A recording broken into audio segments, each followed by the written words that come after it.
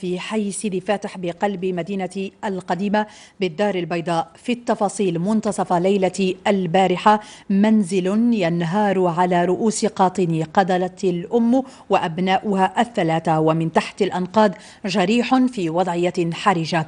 والفاجعة تعيد نفس السؤال: متى الحل؟ محمد ماجري وتحرير لجاد أبردان.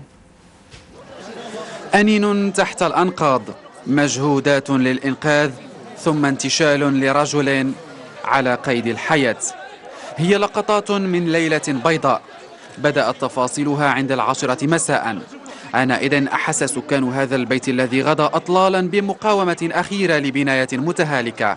غادر من غادر وقرر آخرون البقاء ليلقوا مكرهين مصيرهم المحتوم في منتصف الليل.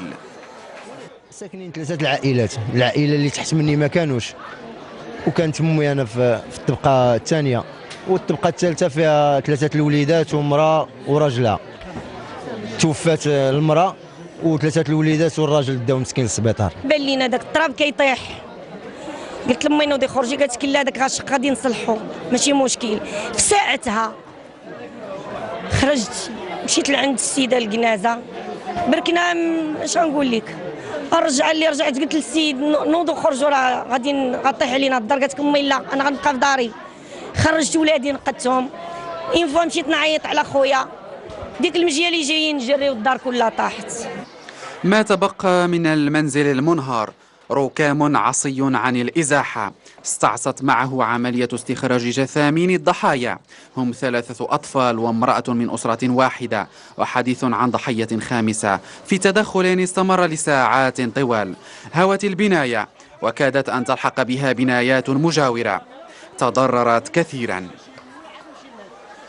عندنا هنايا كاينين ديور لهم 70 80 سنة وحتى ل 100 سنة، وكاين فيهم شقاق مشقين. راه كاينه هاد الدار اللي رابت وديار اخرى ودار اخرى وهاد الدار، وغادي يبقى عاوتاني ديور اخرين مازال غادي يقع نفس المشكل هنا للمدينه القديمه. من يوقف انهيارا مسترسلا وشيكا لعشرات البنايات المتهالكة دعائمها بالمدينة العتيقة؟ سؤال يحتاج لإجابة مستعجلة لتجنب سقوط ضحايا آخرين. هذا